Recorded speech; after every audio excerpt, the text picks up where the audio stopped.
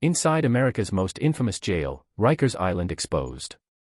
New York City, the capital of dreams, where billions move every day chasing power, money, and freedom.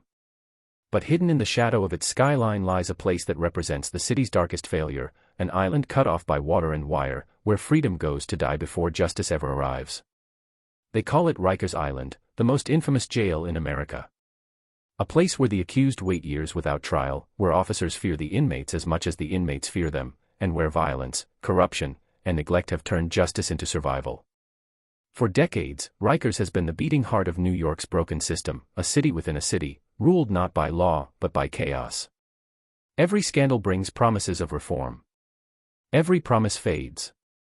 And every year, more men and women disappear into its gates, unconvicted, unseen, and often unheard. This is the story of how America's most notorious jail became a symbol of everything wrong with the justice system, and why, even as the city vows to shut it down, the nightmare of Rikers Island still refuses to die. The Island of Shadows.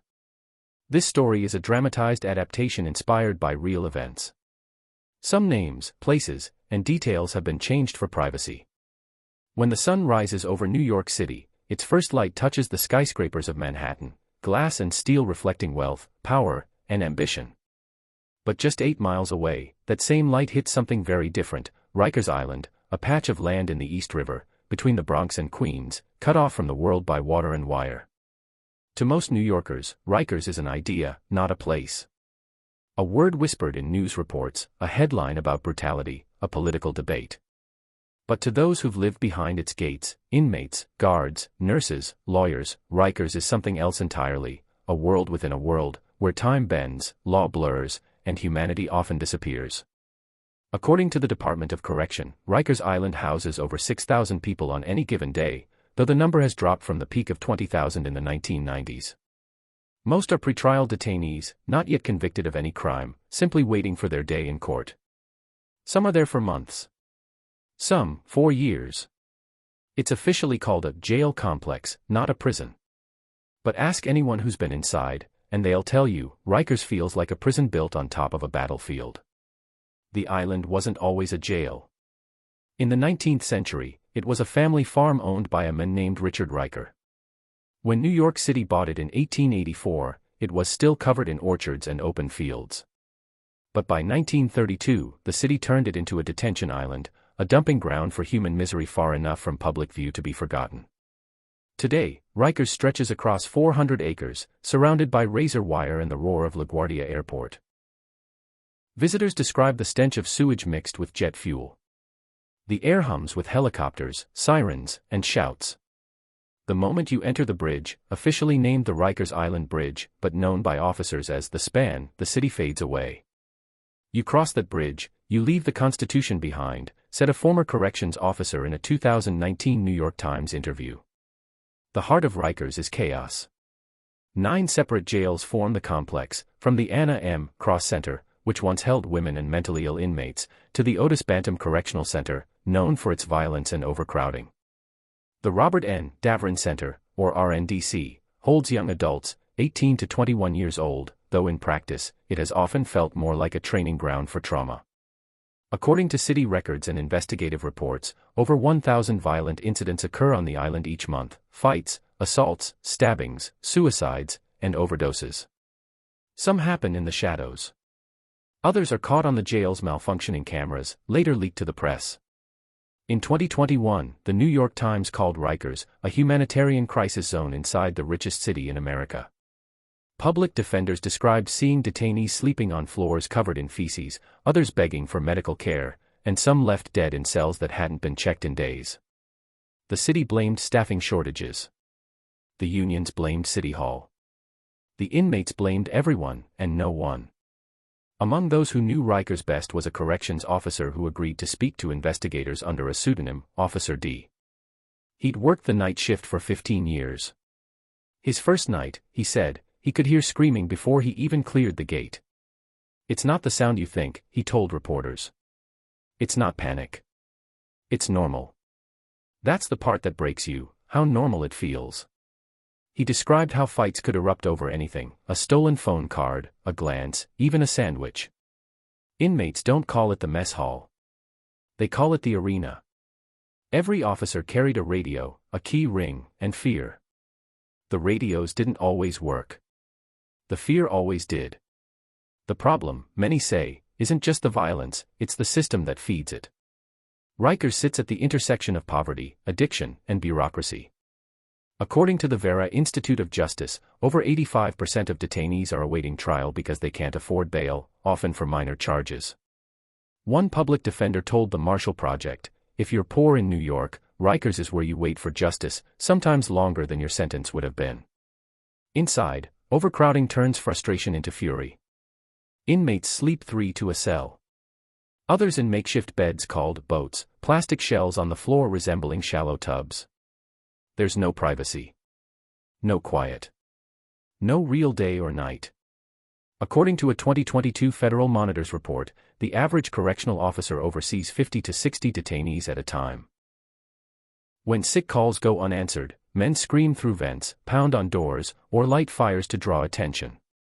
The city spends over $500,000 per year per inmate, making Rikers one of the most expensive jail systems in the world. Yet its conditions remain among the worst in the nation. As one reform advocate said, "You could send a man to Harvard for that money, instead, we send him to hell." Mental illness defines the rhythm of the island. According to city data, nearly 40% of all detainees suffer from a diagnosed mental health condition. Rikers became, in effect, New York's largest psychiatric institution, but without the staff, training, or resources to handle it. A 2014 investigation by the U.S. Department of Justice found a pattern and practice of unnecessary and excessive force against mentally ill inmates. The report described broken jaws, fractured skulls, and guards falsifying incident reports. It was this investigation that later helped spark the federal lawsuit Nunez v. City of New York, which led to a court-ordered monitor still active today. Reformers called it progress. But on the ground, little changed. "Policies don't reach the tiers," said one correctional captain. "You can write new rules all day. Once the doors close, it's still Rikers." Then there are the suicides. Between 2020 and 2023, more than 30 detainees died, most from neglect, overdose, or self-harm. The city calls them preventable. Families call them unforgivable. In August 2022, the city news outlet reported on the death of a detainee who had repeatedly requested psychiatric help. Guards found him hanging from a pipe, just hours after he'd been transferred to suicide watch. According to the medical examiner, no one had checked his cell for over 4 hours. "It's not just a jail," said one activist. "It's a machine that eats people." Every scandal brings promises of reform. Mayors vow to close the island. Legislators hold hearings. Advocates march across the bridge demanding justice. But Rikers endures, partly because closing it means building something new, and no one wants it in their borough. The plan, first announced in 2017, calls for replacing Rikers with 4 smaller borough-based jails by 2027. Yet delays, politics, and lawsuits have pushed the timeline further each year. In the meantime, Rikers continues, an island suspended between two realities, the city that claims to be progressive, and the island that proves otherwise. At night, when the planes from LaGuardia fly overhead, the lights of Rikers flicker across the river. From the outside, it looks quiet. But inside, every sound, every clang, every scream, every silence, carries the weight of decades of neglect. One former inmate said it best to The Guardian. Rikers isn't just a place. It's what happens when justice runs out of space. The cage within a city. This story is a dramatized adaptation inspired by real events. Some names, places, and details have been changed for privacy. Rikers Island runs on its own time. The city outside moves in minutes, but inside, the days drag like years. Every clang of a door, every shout down a corridor, every flicker of fluorescent light is part of the rhythm, a rhythm born from fear, boredom, and survival. Inside these walls, freedom doesn't vanish all at once. It's stripped away in layers. The first layer is your name. The next is your routine. Then, your choices.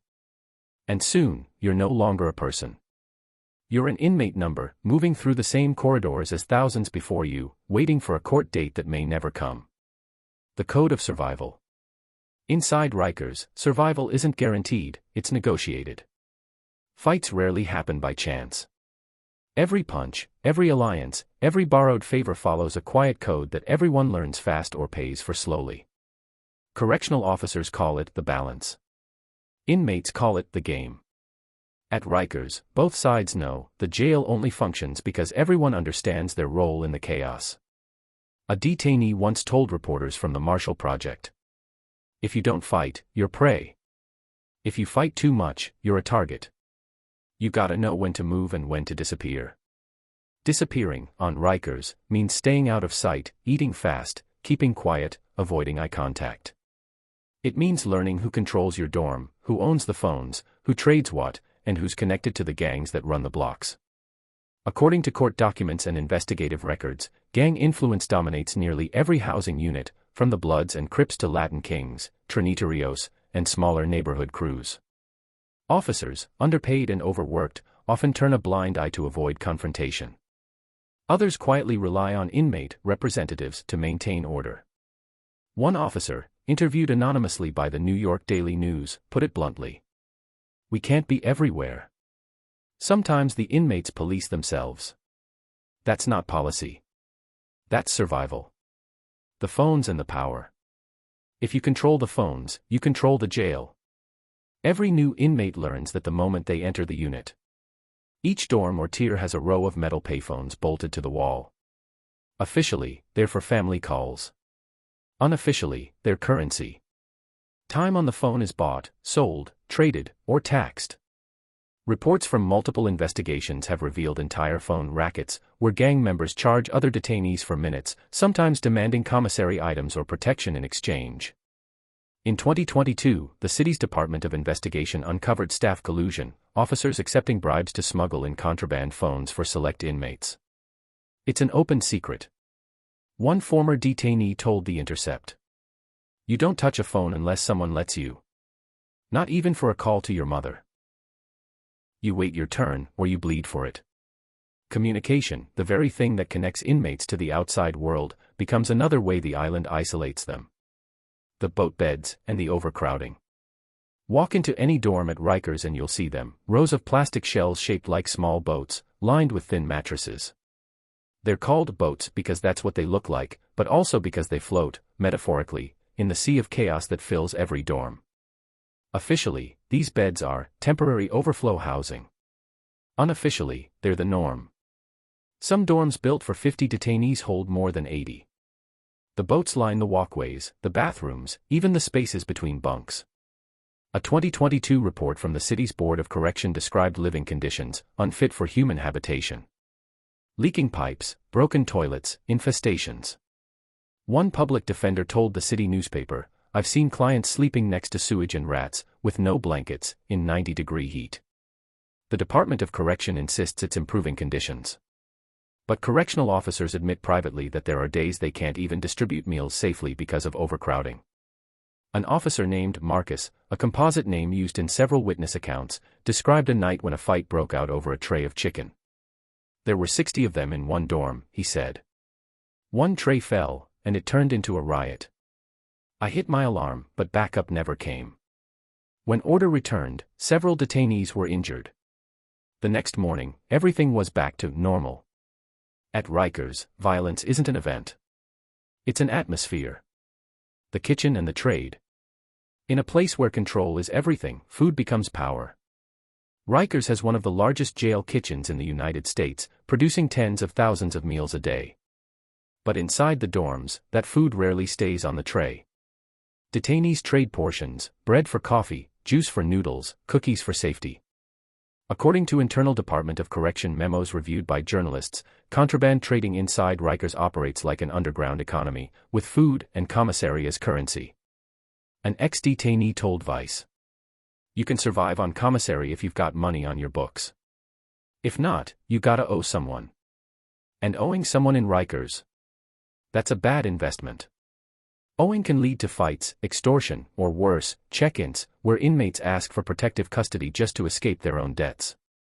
Guards say they see it daily, but paperwork moves slower than fear. The officer's burden. To outsiders, correctional officers are the enforcers. But many on Rikers call themselves prisoners of a different kind, trapped between policy and reality. The job pays well on paper, over $80,000 a year for veterans, but the cost is steep. Officers work 16-hour shifts, often with no breaks. Sickouts and mass resignations have left entire units unsupervised for hours. The 2021 crisis, documented by the New York Times and ProPublica, showed officers sleeping on floors, others breaking down from exhaustion. One captain admitted anonymously, "We're as scared as they are. Some of us just hide it better." Mental health care for staff is limited. Counseling is rare. Alcohol and trauma are common. In one internal report, over 30% of officers surveyed admitted symptoms of PTSD. The result is a system that turns everyone, inmate and officer alike, into collateral damage. Each blames the other. Each fears the other. And between them stands a wall of silence. The clinic. If you get sick at Rikers, you don't see a doctor, you enter another battle. The clinic, officially operated by NYC Health Plus Hospitals, has long been criticized for delays and neglect. According to court filings in the ongoing Notorious case, detainees wait days or weeks for treatment. Asthma inhalers run out. Diabetes medication lapses. Mental health appointments are postponed again and again. In 2022, the Legal Aid Society reported detainees collapsing from dehydration while guards refused to call for medical help, claiming they were short-staffed. One nurse, speaking to the Gothamist, said, "We're not treating patients. We're managing crisis after crisis. It's a quiet horror, not the kind that screams, but the kind that fades slowly, one ignored symptom at a time." The invisible walls. Rikers is built of concrete and steel, but its real walls are invisible. The distance between inmate and family, guard and compassion, law and justice. Inside, a day feels like a week. A week feels like a month. And yet, months disappear, court dates delayed, hearings cancelled, paperwork lost. One public defender described visiting a client who'd been on the island for 18 months without trial. He said, "I'm innocent until proven guilty, but Rikers made me feel guilty before I was even tried." In that sense, Rikers isn't just a place of detention, it's a pause button on life itself. A system that keeps moving while the people inside are frozen in place. At night, the sounds carry across the East River, the hum of generators, the thud of cell doors, the echo of names shouted through bars. And in that darkness, one truth repeats itself across generations. At Rikers, justice doesn't wait for you. You wait for it, in silence, in fear, and in hunger. The Empire of Fear. This story is a dramatized adaptation inspired by real events. Some names, places, and details have been changed for privacy. Fear runs Rikers Island more efficiently than any warden ever could. It moves through corridors and cell blocks like electricity, invisible, constant, deadly if you touch the wrong wire.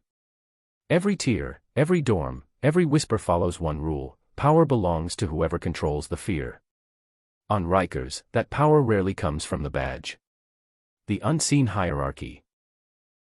Officially, Rikers is managed by the New York City Department of Correction. In reality, it operates under an informal structure no one admits exists but everyone understands.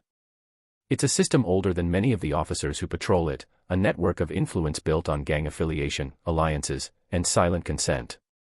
The Bloods, Crips, Trinitarios, and Latin Kings dominate the units, but each block has its own leader, known among inmates as a shot caller.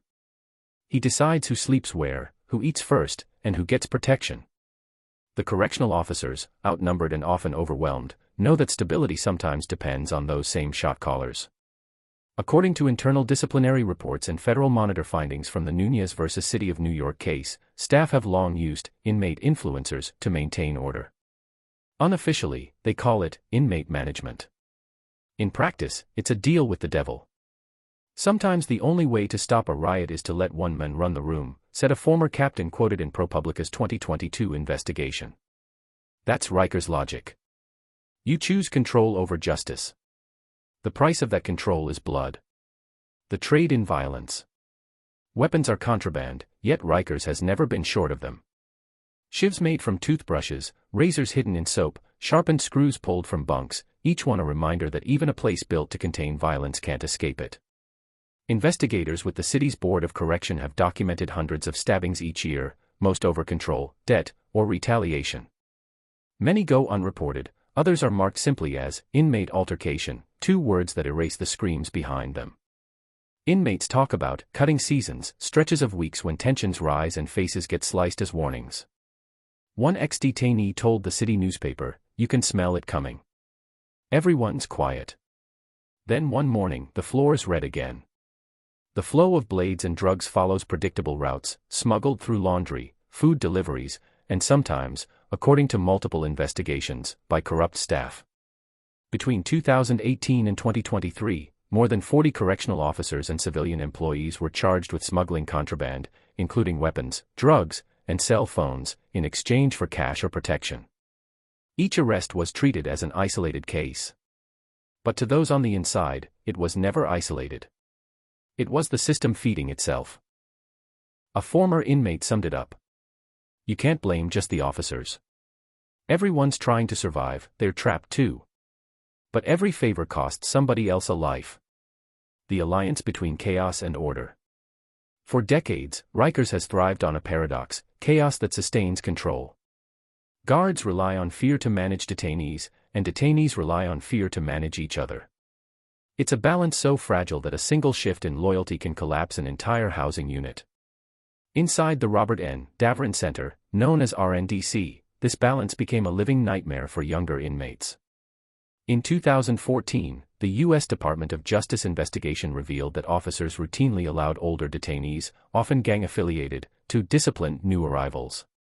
The internal slang for it was the program. Officers would step out, lights would dim, and the beatings began. The DOJ's report called it a culture of violence tolerated and perpetuated by staff. One officer later admitted in court that he looked the other way because he didn't want to get hurt himself. Fear, once again, had found its place at the top of the hierarchy. The corruption beneath the uniform. Corruption at Rikers isn't new, it's inherited. From smuggling to cover-ups, each generation of officers learns where the gray lines blur into shadows. Low morale, long hours, and poor supervision turn desperation into temptation. In 2021, the New York Times revealed that some officers were taking home thousands in bribes for smuggling contraband. Others falsified reports to protect colleagues from internal investigations. One anonymous officer confessed to the Gothamist. "You either play along or you get frozen out.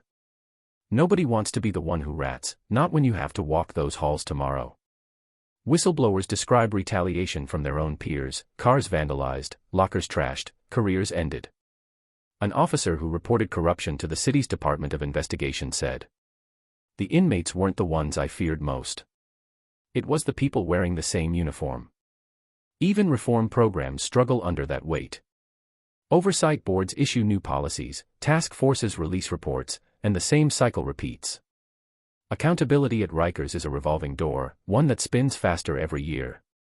The cost of silence. Inside Rikers, silence is a currency more valuable than money. Detainees stay quiet to survive. Officers stay quiet to keep their jobs. Administrators stay quiet to protect careers.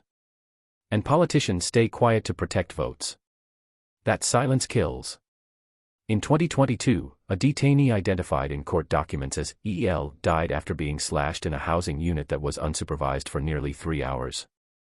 No officer reported the incident until after midnight.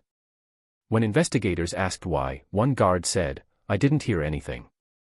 According to camera logs, he had turned the feed away moments before the attack. These deaths rarely make national headlines. But they leave a mark, a slow accumulation of invisible graves beneath the city that claims to stand for justice. The collapse of faith. To many inside, Rikers has no law, only routine. Breakfast at dawn, count at noon, lights at 10. The same clockwork keeps both inmates and officers tethered to something predictable, even if it's broken.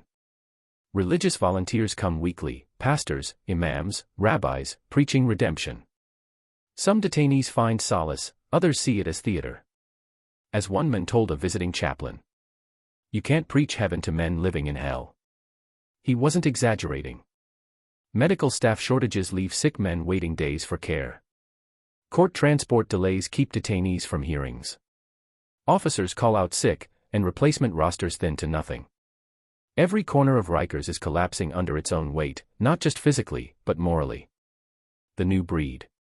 Yet even as the system rots, a new generation of inmates arrives daily, teenagers charged as adults, some barely 18, others returning after multiple short stays. They come hardened by the streets, but Rikers finishes what the city started. The jail doesn't rehabilitate. It educates in violence. Young men learn how to fight, how to extort, how to survive. When they leave, many carry Rikers in their blood. A 2021 city audit showed that over 60% of those released from Rikers return within 3 years. Advocates call it a cycle of failure. Former detainees call it destiny. As one parolee told The Guardian, "You don't escape Rikers. You just get furloughed from it." The weight of the island. Every bridge into Rikers carries two kinds of people, those who work there and those sent there. Both cross knowing the same truth: they may leave, but the island doesn't let go. Guards wake up from nightmares of riots. Inmates hear phantom keys in their sleep. Even lawyers, after years of visiting clients there, describe the island's grip as psychological gravity, heavy, unseen, impossible to shake. In the city's official budget reports, Rikers is described in neutral language: facility operations, inmate care and control. But the reality beneath those words is human collapse, played out day after day in steel and concrete. And beneath it all, the empire of fear holds steady, built not on loyalty, not on justice, but on silence and survival. As the night fog drifts over the East River, the skyline of Manhattan glows in the distance. Across the water, men lie awake, counting breaths instead of days. Each one knowing that at Rikers, tomorrow isn't promised, it's negotiated. Broken justice. This story is a dramatized adaptation inspired by real events. Some names, places, and details have been changed for privacy. The nightmare of Rikers Island doesn't begin when the gates close, it starts long before that, in a courtroom where time itself becomes a weapon. For thousands, the journey to Rikers begins not with a conviction, but with a number: bail. A few $100s can mean freedom. The lack of it means months, even years, in a cell. According to the Vera Institute of Justice, nearly 9 out of 10 detainees at Rikers Island have not been convicted of any crime. They are legally innocent, awaiting trial. Some are accused of misdemeanors, others of violent felonies. But all are caught in a system where poverty weighs heavier than guilt. A public defender once put it simply: at Rikers, you don't need to be guilty to be punished. You just need to be poor. The price of freedom. In theory, bail is meant to ensure defendants return to court. In practice, it has become the invisible gatekeeper of the island. A 2020 analysis by the New York City Comptroller's Office found that over 5,000 detainees were held at Rikers simply because they couldn't afford bail under $2,000. One case, cited in a 2019 court filing, described a 19-year-old arrested for a minor theft. His bail was set at $1,500, a sum his mother couldn't pay. He spent 3 months on Rikers, was assaulted twice, and released when prosecutors dropped the charges for lack of evidence. By then, he'd already lost his job, his apartment, and most of his sanity. His story isn't unique, it's the backbone of Rikers' population. Judges defend bail as necessary for public safety. But civil rights attorneys argue that it punishes poverty more than crime. Even after New York's 2020 bail reform, which eliminated cash bail for many misdemeanors, loopholes, and political backlash restored old patterns. And Rikers remained full.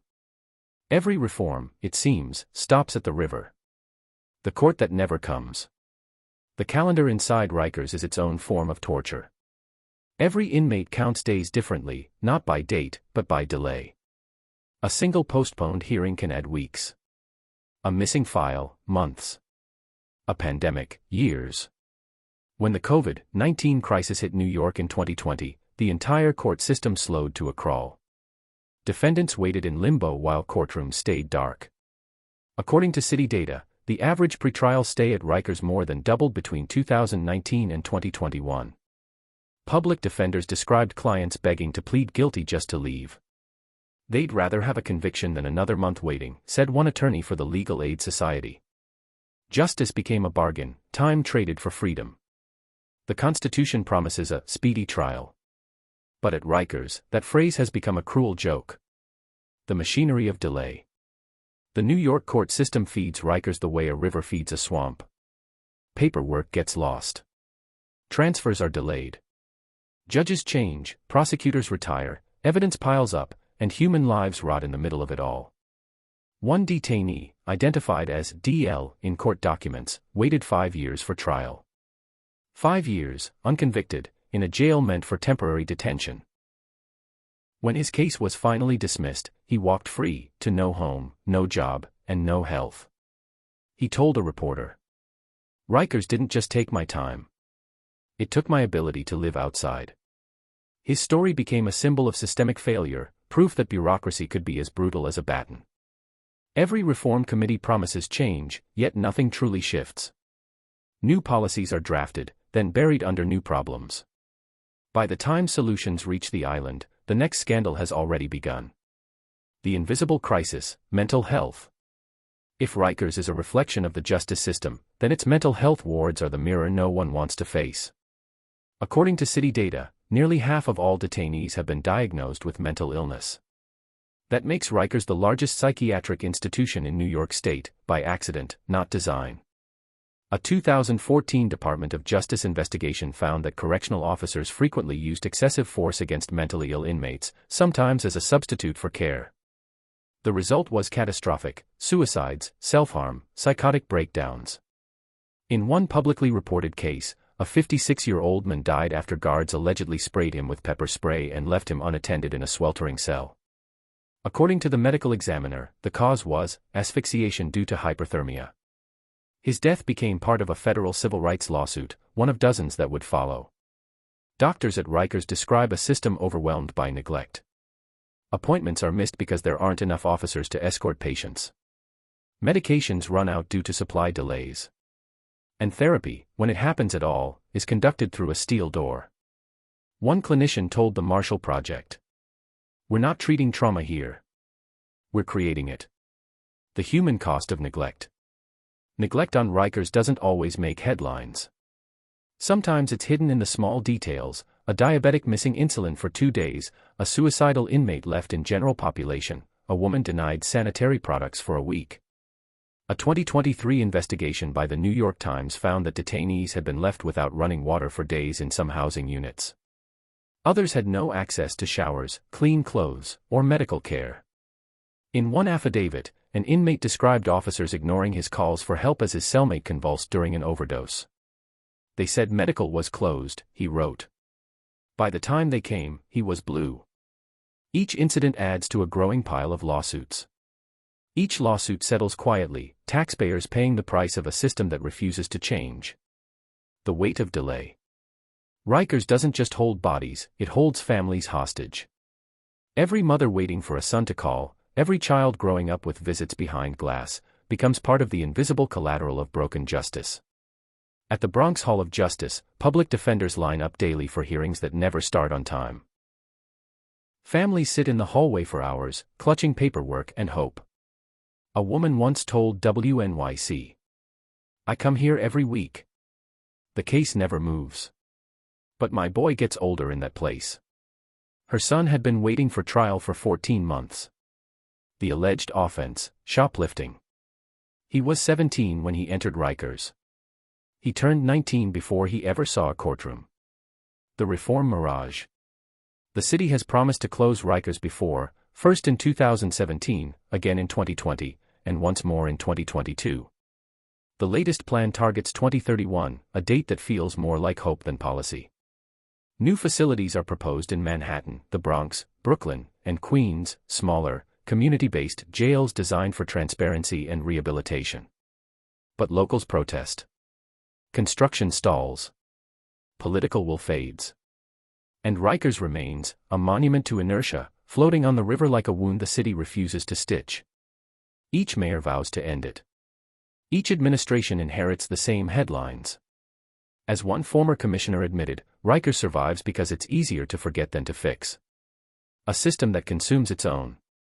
Every detainee on Rikers becomes part of a story bigger than themselves, a story of poverty, policy, and punishment. The courts feed the jail. The jail feeds despair. And despair feeds the cycle of crime that keeps the island alive. When the city counts crime statistics, it counts arrests, not outcomes. When the public reads headlines, they see numbers, not faces. But each number represents someone trapped in the gears of broken justice, spinning endlessly while the rest of the city sleeps. At night, the courtroom lights go dark, but the island stays awake. Engines hum. Radios crackle. Another transport arrives across the bridge. Another name added to the log. Another life on pause. For the rest of the city, morning brings coffee, trains, and headlines. For those on Rikers, it brings another hearing that won't happen. Another meal they won't touch. Another sunrise over concrete and rust. In a city built on ambition, Rikers stands as proof of what happens when justice stops moving, an island where time stands still, and freedom costs more than money. The end of the island. This story is a dramatized adaptation inspired by real events. Some names, places, and details have been changed for privacy. From above, Rikers Island looks deceptively small, just a gray blot of concrete and razor wire floating in the East River, wedged between two boroughs that would rather forget it exists. But for New York City, that island has carried nearly a century of history, violence, and shame.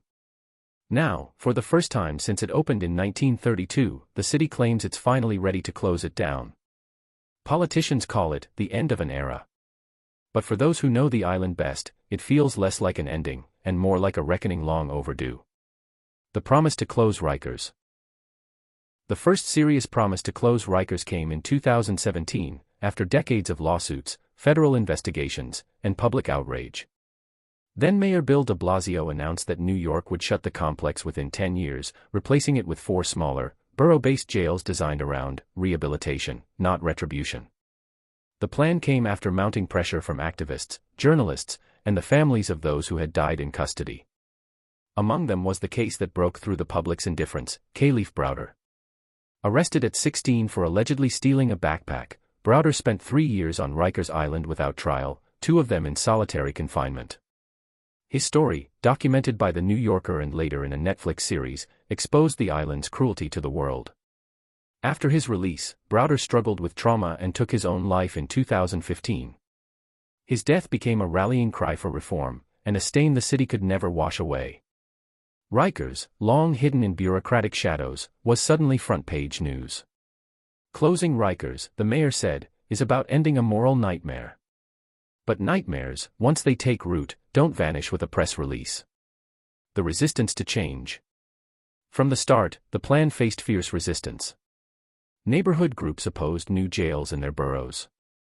Correctional officers' unions warned of job losses. Politicians argued over funding, locations, and logistics.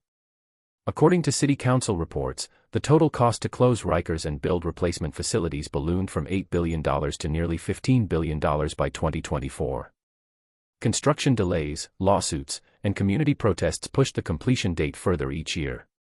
Even as cranes rose in Queens and Brooklyn, the violence on Rikers surged again. In 2021, amid the pandemic and staffing crisis, 16 detainees died, the deadliest year on the island in a quarter century. That same year, the federal monitor overseeing the Nunez v. City of New York case described Rikers as a state of emergency and imminent collapse. The city responded by promising more reforms. But the numbers, assaults, suicides, overdoses, kept climbing. Every death made the same headline. Every headline faded the same way. The debate over federal takeover. By 2023, calls for the federal government to take over Rikers Island grew louder. Civil rights groups petitioned the courts, arguing that the city had failed to comply with years of reform mandates. The federal monitor's reports painted a grim picture. Detainees locked in cells for days without showers or recreation, rampant drug smuggling, unreported use of force by staff, and officers failing to appear for shifts. In October 2023, U.S. District Judge Laura Taylor Swain warned that the city was on the verge of losing control of its own jail system. Advocates pushed for a federal receiver. A temporary national authority that would manage Rikers directly, stripping the city of oversight. City officials resisted. No administration wants to admit it has lost control of its own justice system. But behind closed doors, even senior officials confessed that the jail was unsustainable. Still, Rikers stayed open, because in New York, nothing is more permanent than a temporary solution. the forgotten workers. As debates raged in City Hall, thousands of correctional officers kept reporting for duty. Many of them had worked the island for decades, fathers, mothers, veterans, people who once believed in the mission. Now, they walked through the gates every morning like survivors of a slow-moving disaster. They knew the rumors, that once Rikers closed, many would lose their jobs. Some wanted out. Others felt trapped, like the inmates they guarded. One officer told the city newspaper, "You think closing Rikers fixes this? You can build new walls, but it's the same people, same pain. The island isn't the problem. It's the system that made it." She wasn't wrong. Closing a place doesn't erase its culture. You can demolish the buildings, but you can't bulldoze what they did to people, on both sides of the bars. The families that wait. For families of the men and women still detained, talk of closure means nothing. They still take the same bus to the Hazelton Avenue Visitor Center, still wait in line under the floodlights, still ride the shuttle across the bridge that divides two worlds. In 2024, the New York Civil Liberties Union interviewed relatives of detainees still held at Rikers. One mother said, "They say they're closing it, but my son's still sleeping on a floor. What's closing mean if he's still there?" Her son had been detained for over a year, awaiting trial for a nonviolent offense. He'd been attacked twice, moved 5 times, and seen the same story repeated, new policies, same pain. For families like hers, Rikers isn't just a building. It's a wound that keeps reopening every generation. The political theater. Every mayor since the 1980s has promised to fix Rikers Island. Each left office with it still standing. The speeches repeat themselves like echoes: transparency, accountability, reform. The phrases change, but the reality doesn't. The system feeds on delay, and Rikers has always been its perfect host. In 2025, activists demanded an emergency shutdown after another wave of inmate deaths. City Hall responded with new committees, new task forces, and another promise: this time, we mean it. But for those watching from the East River Bridge, promises feel like dust. They've seen too much to believe in blueprints. What comes after Rikers? If Rikers truly closes, it won't be because of politics, it will be because of exhaustion. The city, the courts, the guards, and the people have all reached their breaking point. Plans for the new jails describe open windows, natural light, vocational training, and therapy rooms. They call it modern correctional design. Critics call it fantasy. The danger, reformers say, is replacing an island of despair with 4 smaller versions of the same thing. Different walls, same hunger. As one former inmate told The Guardian, "You can build it anywhere you want. Just don't call it change if the people inside still starve for justice." The island that haunts New York. Even if the gates close, Rikers won't disappear. Its legacy will seep into the city that built it, into the laws, the politics, the fear. Generations will remember its stories. The beatings, the hunger strikes, the suicides, the names that never made the news. Activists have proposed turning the island into a renewable energy hub, a treatment center, even a memorial to mass incarceration. Whatever it becomes, it will carry the ghosts of those who lived and died there. As one journalist wrote, "You can't repurpose suffering. You can only learn from it, or repeat it." Epilogue: The Bridge. At night, the Rikers Island Bridge glows faintly under the city's lights. Cars move slowly across, carrying officers, lawyers, and visitors. Each one crosses that span between punishment and promise. One day, the bridge will close for good. The gates will rust. The towers will fall silent. The city will finally turn away. But somewhere, a man who once lay awake in that place will still dream of cold concrete and locked doors. Because Rikers doesn't end when you leave it. It ends when the world stops creating places like it. Warning: this story is a dramatized adaptation inspired by real events. Some names, places, and details have been changed for privacy. All information is based on verified reports, court filings, and credible journalism from sources including the New York Times, the Marshall Project, the city, and the U.S. Department of Justice.